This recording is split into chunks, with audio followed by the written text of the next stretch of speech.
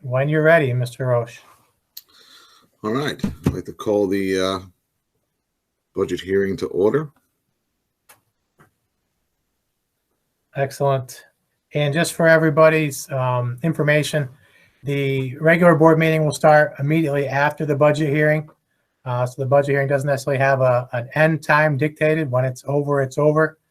Tom will close the budget hearing, and then we'll reset a few documents and move on into our regular Board of Education meeting for May.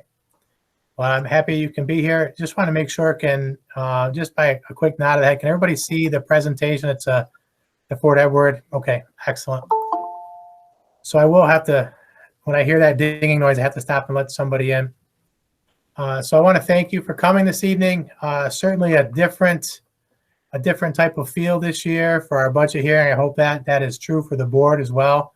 But more importantly, I hope it's true for our constituents, our voting taxpayers and voting residents this year. So wanted to start with the end in mind. And I had Charlene certainly took a look at this. Her technical skill will come in with technical questions, but I'll lead you through the presentation. And I had this slide at the end, and I now have it at the beginning and the end because I tried to remember a few things that some of my English teachers taught me. Start with the end in mind, but I didn't want to leave this till the end because this is the important part of our budget this year. So I wanted to make sure I accentuated at the beginning, but you're going to see this slide again at the end, and that is on purpose. This year. I know last year I had a duplicate slide by mistake, but it reduces spending by 0.74%. So this budget will spend $82,705 less than last year. And it restores programs our students need, and need is capitalized on purpose.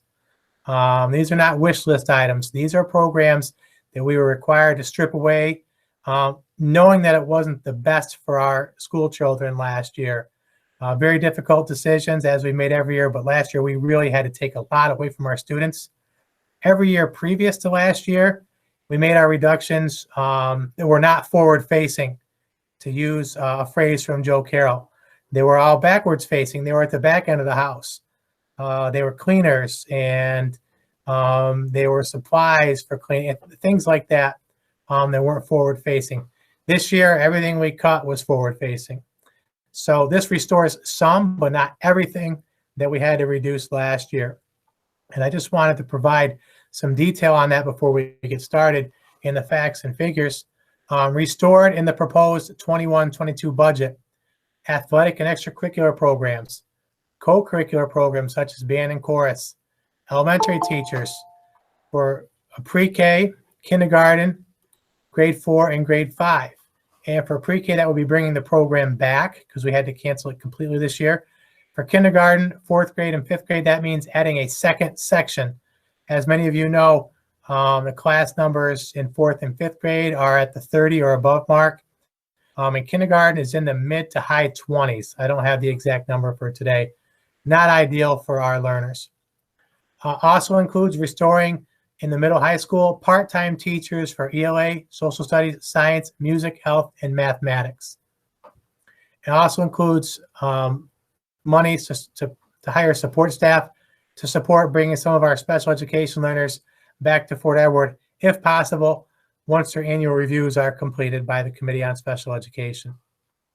What is not restored, because some of the buzz last year about our budget was about some things that were in there that maybe people thought should not be. So I wanted to make sure we pointed out what is not restored in the proposed 21-22 school budget. There's no restoration to administration. There's no restoration to transportation. There is no restoration to clerical. There is no restoration to cleaners, custodial, or buildings and grounds crew. So I wanted to start by getting that out there in case some people aren't able to hang on for the whole presentation. I think that's information worth knowing. Much of this information can be found in the newsletter that was mailed home. Thanks to Ryan Herman and Charlene and the folks over at the BOCE's print shop. They had to turn that around for us really quickly after we got that special news on April 29th. So thanks to them, I truly appreciate their support in getting it done. Of note on this, even though our total expenditures are going down by that 82,705, if you were to compare this to last year's newsletter, you'd see that our program went up by 1%. I forget which category. Oh, it was capital went down by 1% and program went up by 1%. If you'd heard me speak before, administration is certainly necessary. Capital is certainly necessary, but you really want to see your money spent in program for your kids. So that's where we are. And when I compare this to some other local school districts, I can tell you that we have one of the lowest administration costs and the highest program percentages, I should say, not costs, percentages of our budget. The expenditures, you can see them there. You can see which ones went up and went down based on last year. We did have a new software program we started using and fully implementing over the last year. So some of the categories, the way we had to line them up, are not exact matches. The numbers that are important is seeing that we have some large deductions in employee benefits, because we all knew that that was going to happen. And this is just in the administrative portion of the budget. So you can see overall, the administrative portion is up $52,645. And then for the capital, you can see those broken out again by operation of plant, maintenance of plant, and I don't need to read the whole thing to you. Of note, you can see the amount of money we're saving on debt service due to some strategic refinancing last year.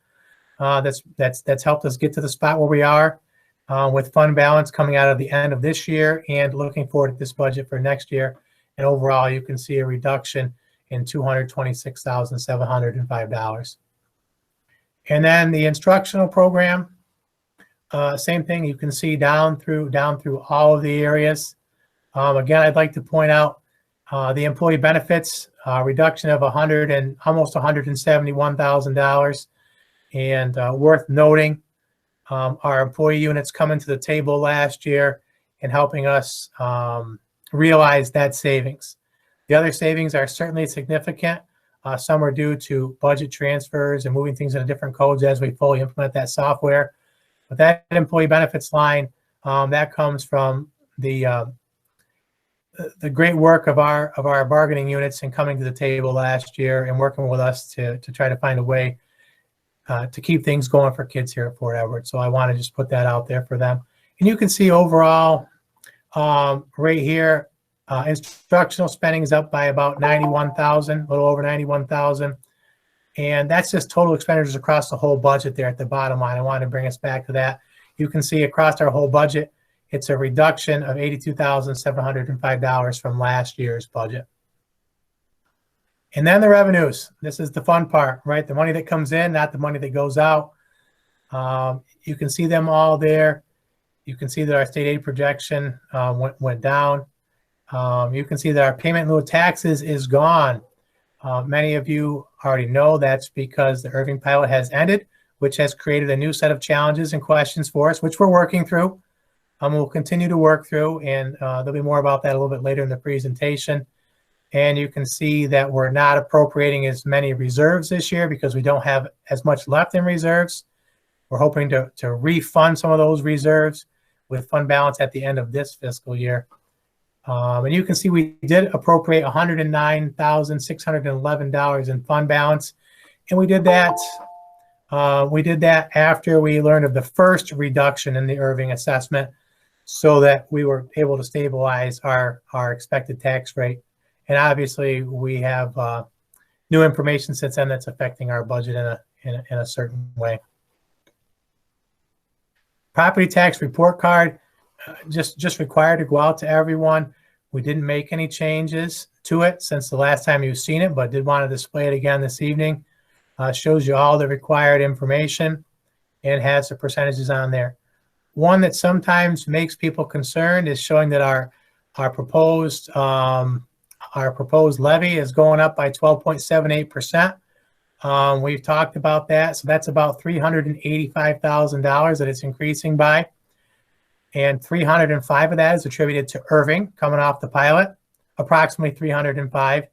And the rest is attributed to carryover from last year that we have due to the fact that we had to go on a contingent budget because our budget was defeated by the voters 2 times. That is within the cap. That is for a 50% majority on the budget. That is our tax cap. And as you know, the tax cap calculation that the state of New York has calculates the portion of debt that the local taxpayers are supposed to pay based on the understanding of New York State and what taxpayers should pay in their local municipalities and school districts. So want to put that out there. That is the portion that New York State says that the taxpayers of Fort Edward should pay, including Irving. They're lumped into that number this year, where in previous years they were not in that number. Just the rest of the property tax report card there for your information. Same thing, the budget notice. It provides you all the information that you would need. It shows you what the contingent levy would be. So I had a question for Charlene about the contingent budget. So the contingent budget number would have to be over $380 some less. But because we don't have mandated reductions, and Charlene, you can jump in if I don't get this exactly right, because I want to make sure we communicate effectively. In the areas we are mandated to reduce, we have not put any money in there. So we don't have mandated reductions. Although on a later slide, you're going to see if our budget is defeated twice, we will have to go to contingent. We'll have to reduce. I think the number is $384,666, if I recall, but I'm going to show you that exact number as we move along. And actually, it's 384,366 right there. And again, I did reach out to Charlene about the zeros over here. We still have to reduce that 384,366 if we have to go to contingent budget, but we are already under the administrative cap that's created by last year's budget. We already don't have management confidential salaries and equipment and capital, and we already don't have management and confidential salaries and equipment. So the board will be looking to make the decisions on what would need to be reduced. And you can see the basic exemption for STAR at $536. There's a little bit more about that a little bit farther down.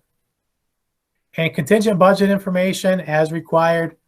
So I'll paraphrase a little bit, but if the voters defeat our school district budget on May 10th, which we are certainly hoping they will not, we put together a good budget, a budget that provides what our children need. It's not full of wants and wishes, it's full of need. But I do want to make sure we cover this. We have 3 options. Put the same budget out before the voters for a second vote, put out a revised budget before the voters, or adopt. We can go directly to contingent budget if you'd like to. After a second defeat, as we found out and knew last year, you have to go immediately to a contingent budget. And a lot of detail about the contingent budget. These 2 slides are talking about what must be cut, what are the mandatory reductions in a contingent budget, and I'll leave those for you to peruse at any time you'd like. This is the piece that really hits home with people who have children here or people who have had children go here or went here before. A contingent budget means there's a 0% levy cap, which means our levy cannot be higher than last year. And that's where that 384,366 comes from. And we'd have to look at these same areas. And I know we haven't had extensive conversations, Board of Education members that are on the call tonight. But when you're down to not having any of those required reductions because you don't have any money in those areas, you have to look at the program areas. And we'd be looking at almost exactly the areas that we're reinstating in the budget to get there. And we're hoping that this is what it comes to, but when the time comes, we can certainly sit down. I would have some recommendations along with Charlene on how to get there, but we'd have to get our budget down by $384,366. And we know that that list shows things that our kids need. I'm going to keep saying that over and over again. It's not a wish list, it's a need. And last year I got some feedback on some terms that are used and how many people may not understand them or may use them interchangeably when we shouldn't. And so I did add a few slides this year just to go down through them and not to belabor on them, but I thought it was worth 5 minutes talking about a couple of different terms. So tax levy, That's the only part of the tax rate that the school has control of. And that's the amount of money the school asks the residents, or I'll even extend it to taxpayers because we have businesses that pay taxes here. The amount we ask residents, businesses, any taxpayer to pay to maintain the programs and services for students. This year, we're asking for $3,392,089 for our tax levy. Tax on true is one that is, I think, came up a lot last year when I got some feedback. Tax on true, and the best way for me to say this is the number you should be using here in Fort Edward when you're comparing your tax rate to other communities.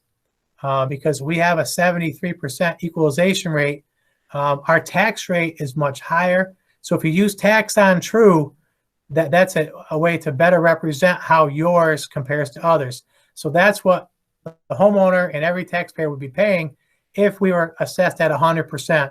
As I said, Fort Edward has not been reevaluated in over 10 years.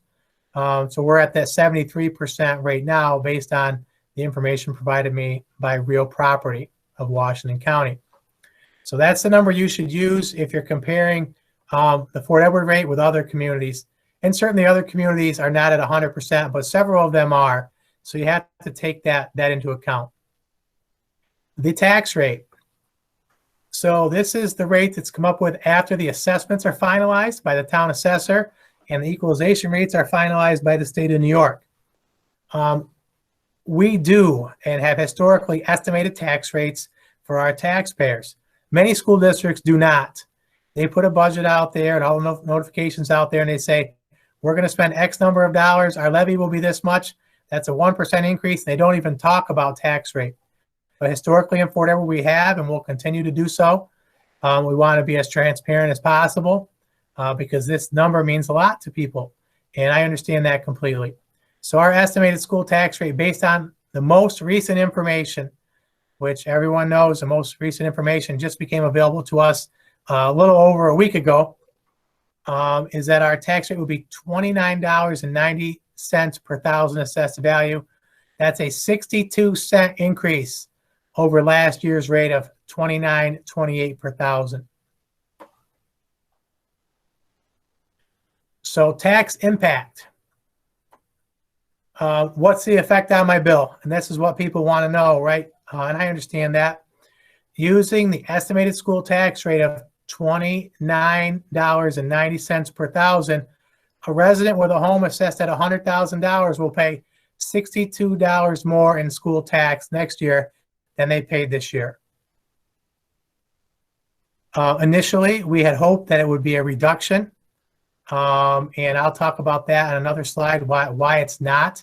The fact that it's not a reduction, it was completely out of the school district's control, I'll say that much.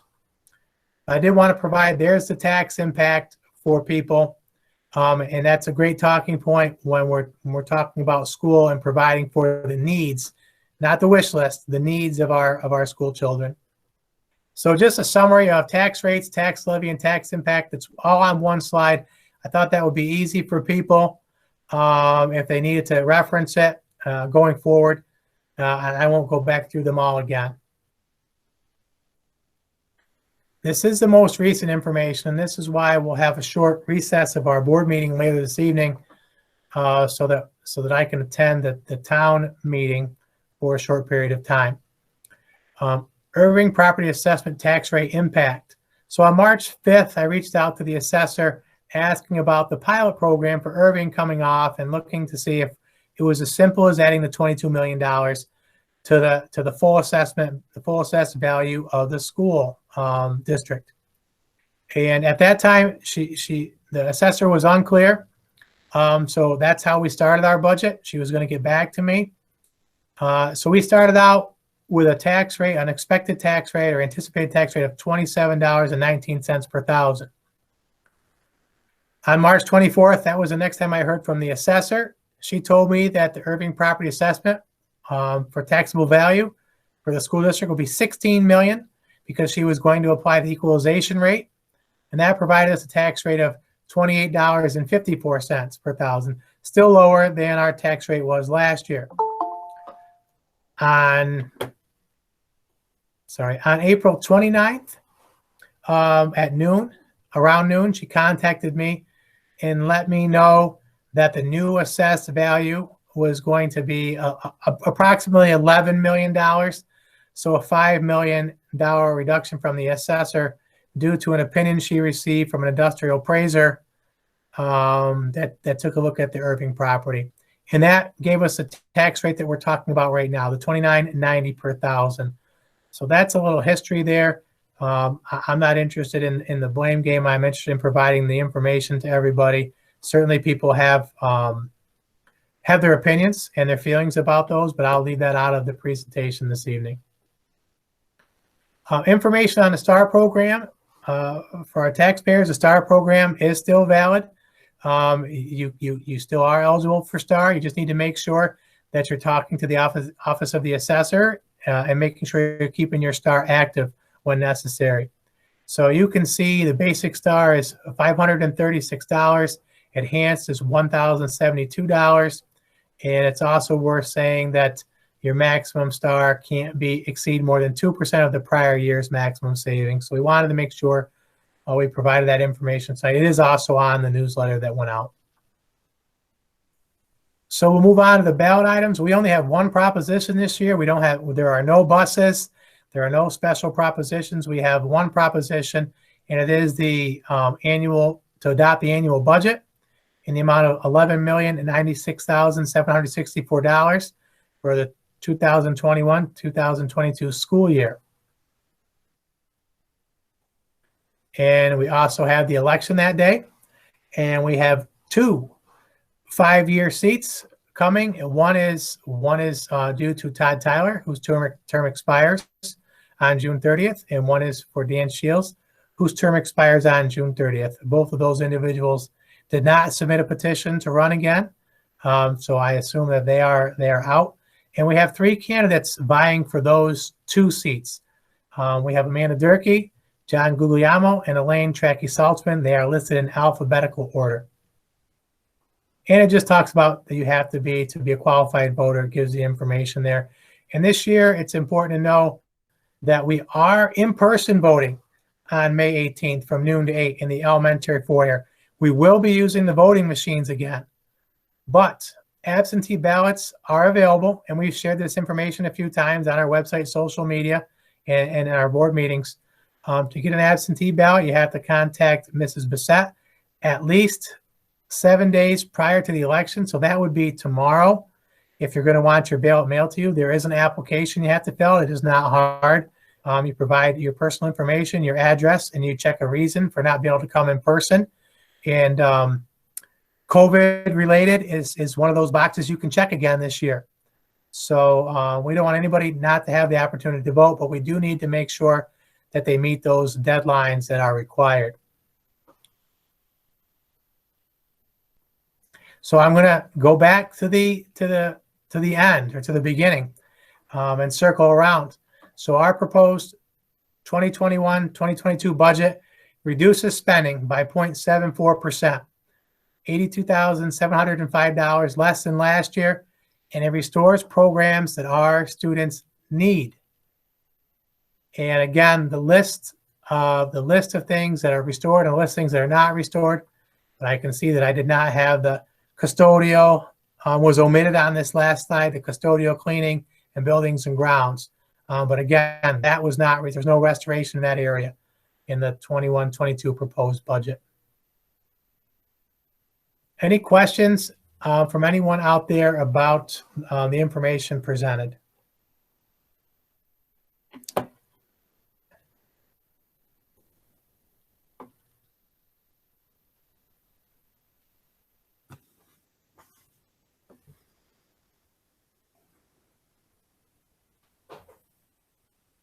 Or from the board members, or from the public?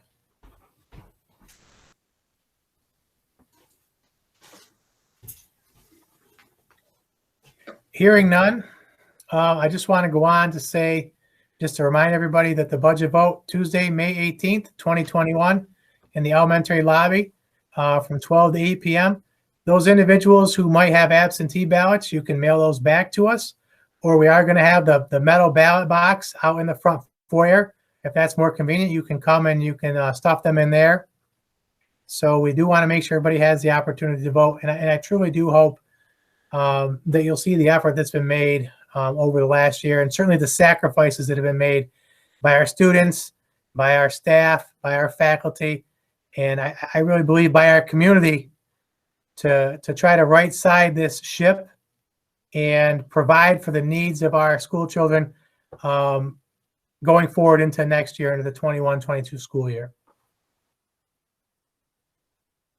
And that's all I have for the hearing this evening. Charlene, anything to add? No, I think you covered it very well. Thank you. All right. So I declare the budget hearing closed at 6:26 p.m. Awesome. And we'll make this the recording. I'm going to stop recording first, but we'll make the recording and the document I just presented available on our website tomorrow as soon as we can. Perfect. We're staying here for the regular meeting, correct, Dan? We are. I want to segregate the recordings. Yeah.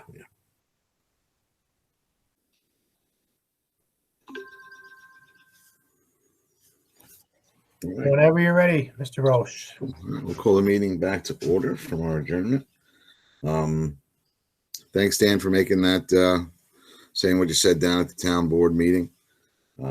Dan basically just wanted to set the record straight about the things that went down, the timing of everything, and how I'm sure we can all do better to do things in the future. The treasurer report, that's in our packets. Does anyone have any questions for Charlene that we had next or during the finance committee meeting? No. All right, then I will move right to K-12 principal report. Mr. Glano, you are up. Thank you.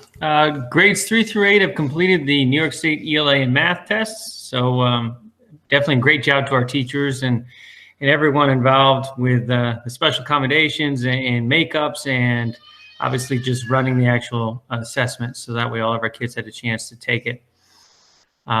I would like to say that both in our elementary school and in our middle high school, as well as our senior class in particular, I have 3 different letters that will be going home. One focused on our elementary kids and the changes in the schedule, end of year activities, really focused around the snow day givebacks and how that might change our schedule, make sure our parents have their home care all set up at the end of the year, but also looking at our kindergarten graduation, our 5th grade moving up ceremony, and getting some information out to our parents around that. It will look different than it has in the past, and that's just because of the times that we're in, but we're still going to find a way to make sure that those students are celebrated for their success. Within the high school, obviously the end of the year and the Regents exams, there's some information that needs to go home to our families. And it's something that I expect to be out as early as tomorrow and as late as really Wednesday, really trying to get that information out to our families, and also talk a little bit about some of the end of year events, including our 8th grade moving up ceremony, and some more information for our seniors focused on senior events, specifically around graduation and the senior ball, some of the senior trips that were planned, and getting some more information to our families. So expect that information to come out in the next couple of days. Some other things that are happening in our building as the end of the year, we usually try to put some events about vehicle and car safety. And we have the Battle of the Belts, which is a NASCAR sponsored simulator, and the Fort Edward police are going to come over and do a demonstration for our kids on the 14th. We also have JC Good coming on the 20th and doing a presentation on distracted driving, which I think is something that definitely this time of year, as we get new drivers and as our high schoolers are driving, and even us adults need to remember to put down the device and don't look at the device as you're driving, because you can't do that and bad things can happen. So JC Good is going to share her story with us, and I think that's a great opportunity for us. So what else did I miss here? So obviously, we're still looking to have a successful end to our school year. There's some more work that has to be done and some more communication going home, but our kids are meeting us halfway. Our teachers are putting in the work. And obviously, our community is behind us to finish out our year strong. So we're trying to make this year a successful year.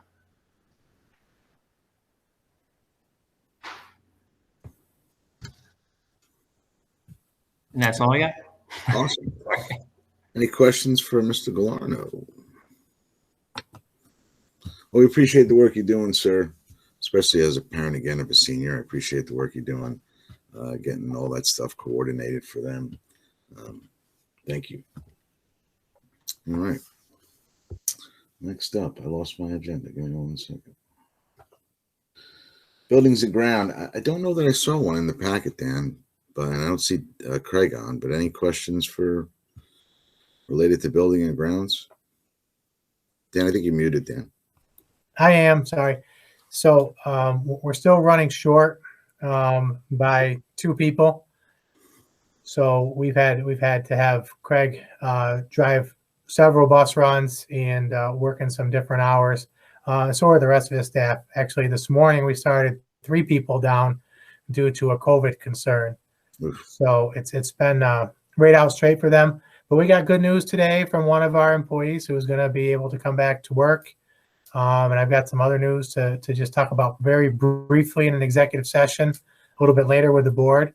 And I'm hopeful that by the time we have our June meeting, we're up to full power in our buildings and grounds department, notwithstanding the reductions we've made in that department over the last 3 or 4 years. But back to the same power we had at the beginning of this school year. I'll say it that way. Dan, I don't know if you know, is there any estimation on when or what is going to be done with the softball fields? I know that they're in pretty tough shape and haven't really been touched, and the girls are only playing at Hartford right now. I didn't know if there was going to be a chance that they were going to be able to play on their own home field, or if that was an option. Yep. So that's a great question. So we put quite a bit of effort into those fields over the last month and a little bit longer. But the bottom line is that those fields need material, infield material, to be safe for participation. So I had those evaluated about 10 days ago, and that's the final answer on that. We've got all the weeds out of them. We're keeping up on the grass with the partnership with the village. They're helping us keep up on the grass, knowing that we're down. I reached out to Mayor Traver last week and talked to him about the infield material. It looks like it's about $1,800 in infield material to make it so that at least one of those fields is safe for participation as a home field for our softball teams. I talked with Brian from the town, whose last name escapes me right now, the head of the buildings, grounds, and maintenance. And we're collaborating between the school, village, and town to get 2 loads of infield material by the end of this week. But you pay by weight. And since it rained for an entire week straight, we did not try to get that infield material last Friday because you pay by the ton. So even the young lady up at Hideka Stone up in Hampton, which is where we get that from, said you really don't want to come here right now because it's really wet and you will be paying for a lot of water. So actually at the town meeting we just came from, I talked with Brian down there, and we're looking at possibly this Wednesday getting 2 loads. That would give the staff that we have here at the school Thursday, Friday to try to get some of it spread so we have at least one of the fields in appropriate playing condition for games next week. That's the plan. Hopefully weather cooperates. Okay, thanks. Great. Okay. Moving on. All right, discussion items. Superintendent search. Muted again, sir. That darn mute button. I think you might be on an old agenda. I have reorganizational meeting. Does it say I have reorganizational meeting. I can help with that. I have reorganizational meeting, annex, building and garage, and senior class activities. Yeah, I've got senior superintendent search on top of that, but that's fine. I mean, okay. We've been talking to James about that, so I think we're good. Yeah, so no, I can do that. No update on the superintendent search other than the information you've been receiving from Mr. Dexter. Okay, So great. just pay attention to the emails from him. We are going to have those interviews in person. I'll set that up here in a large enough space so we can be safely socially distanced, and the board can interview those candidates in person here at school. So more details to come on that as we approach. I think that was June 1 was the date of that. Yep. Without going into my calendar. So more information to come. Reorganizational meeting. I have an agenda item a little bit later in the agenda. So the rules are that it has to occur on a specific date or at least within the first 15 days by resolution of the board. So you can pick anywhere between July 1 and July 15 for that reorganizational meeting, but you have to take action to set that date. So I don't know if you want to have a discussion about what date. I know last meeting, Toby had said she had thrown out there July 1. But I don't know where the board fell. I think you guys were going to check your calendars and get back. Yeah. I know I think July 1 was something we talked about, but some folks go away that week, so I don't know. Is July 1 working for everyone? Just real quick, show of hands or whatever. Is July 1 good? Yeah. I'm good. Yeah. Looks like July 1's a winner for most, if not all. So let's do it July 1, which is a. We'll fill that in when we get down to that motion then. All right. Yeah. July 1 is a Thursday. Okay. And annex building and garage. As you knew from one of my past updates, I met with the buildings committee of both the town and village. And since then, Mayor Traver has been in touch with me to let me know that the town and village are interested in taking possession of those buildings out there. The village would be the lead agency. That's how they explained it to me. I just wanted to make sure that the board had a chance to discuss that. And I also want to make sure that you would give me the direction to reach out to our council and to our risk management safety specialists about preparing to transfer that property over to the village. Absolutely. I think the board was pretty united on that front. We think it's a great solution to a bunch of problems. It's a good building for exactly what they want to use it for. So, yeah. Okay. So hearing no opposition, I'm going to move forward with that conversation. That will likely take longer than my tenure here, but maybe not. I'll do my best, but I'll try to get it set up with Christine Lanchan and Mr. Needham from Needham and Associates. And then senior class activities, I just wanted to make sure we're looking for some more detail on the trip to Twin Pines. I did put a little outline in the board packet folder, but I wasn't able to do that until about 12:30 or 1 o'clock today. But they've outlined it for us, so we have dates and times and all that. So I know you guys had already approved them, but you were looking for a little more detail on that one. I would recommend that if you have questions, please feel free to ask them. Mr. G and I can try to answer them. But they did a good job outlining it for us. Now we feel a little more comfortable with that trip. Thanks again to Mr. McGurl for that. That's awesome. All right.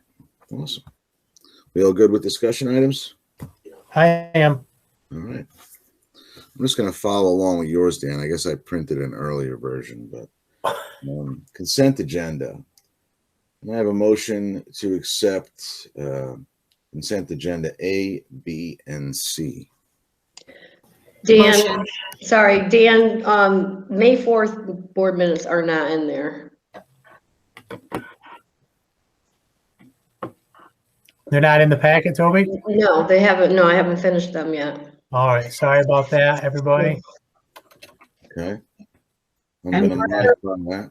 were there budget transfers for April? I don't recall them there being. Who was that speaking? Sorry. Oh, Charlotte.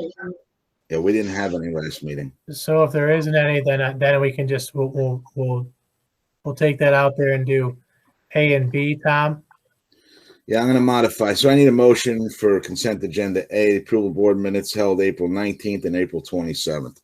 Need a motion. Motion. Got Joe, Second. Anita. Any discussion? All in favor? Aye. All good? Okay. Cool. I need a motion on B, approval treasury report for March 2021, revised as included in the packets. Need a motion. Chris, Second. Joe, any discussion? All in favor? Aye. Everyone's good? Okay. Cool. Moving on. We're gonna strike C. All right, action items. Need a motion to approve the CSE CPSC recommendations as included in the board packets. Need a motion. Motion. Christina. Second. Second. Ella. Any discussion? All in favor? Aye. Everyone's good? Okay. All right. B, motion to approve the disposal of fixed assets as listed in the board packets. Motion. Chris and Anita, any discussion? No. All in favor? Aye. Looks good. All right. Thank you. We don't have any new policies, right? Am I following along correctly? Yep. Okay. All right. D, we need a motion to approve the second final reading of the following new policies. 6570 remote working, 3520 extraordinary circumstances, 7150 remote learning, 7551 revised sexual harassment of students, and 5633 gender neutral single occupancy bathrooms.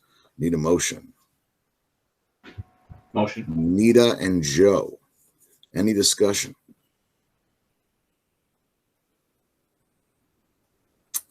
All in favor? Aye. Okay. Anyone, any no's? No? Okay, we're all good. All right, great. Motion to set the date of the 2021-2022 reorganizational meeting for 5:30 on Thursday, July 1st, 2021. The regular meeting to follow directly after the conclusion of the reorganizational meeting. Need a motion. Ella. Second. Joseph. Any discussion? All in favor? All right, we're all good there. Thank you. Motion to approve refund of real property tax in the amount of $8,205.34 to CMH Homes, Inc. per the application received from Washington County Office of Real Property for parcel 171.1.23.12. The refund is owed due to a clerical error in the town assessor's office. Well, we had one of these last month too, didn't we? All right, I need a motion. Chris. Anita. Any discussion? All in favor?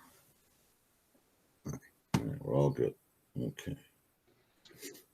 Motion to approve the athletic mergers with the Hartford Central School District for the 2021-2022 school year for softball and baseball. Motion. Christina and Chris. Any discussion? All in favor? Aye. Oh, good. Beautiful. Motion to approve the athletic merger with the Argyle Central School District for the 2022 school year in the following sports: soccer, golf, cross-country, bowling, and tennis. Make a motion. James and Ella. Any discussion? All in favor? Aye. Good. Beautiful. Okay. Motion to accept the bid from DeRocher Auto Group in the amount of $27,827.50 for the voter-approved purchase of one school van. Need a motion. Before you move that, so I received a call today, late in the day, that that van is no longer available. Ooh. Secondarily, I don't believe that you folks need to approve this at the board level, but I like to be doubly covered rather than be looking for something later on. I'm going to request that you approve a bid.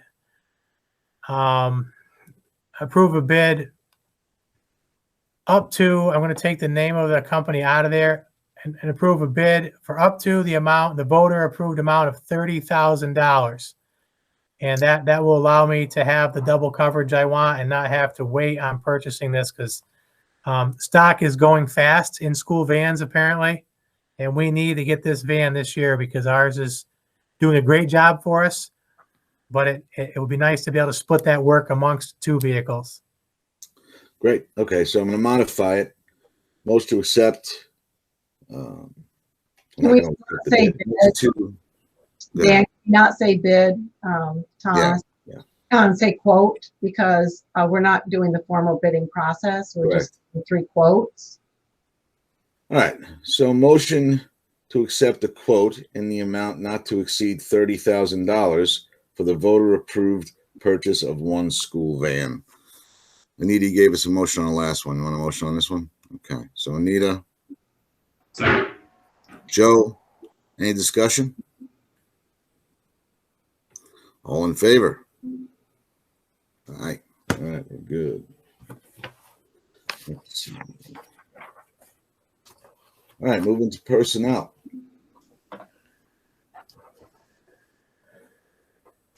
Be it resolved that the Board of Education of the Fort Edward School District, upon the recommendation of the Superintendent of Schools, hereby grants tenure to Amanda Lucas in the tenure area of English teacher effective August 31st, 2021. Motion.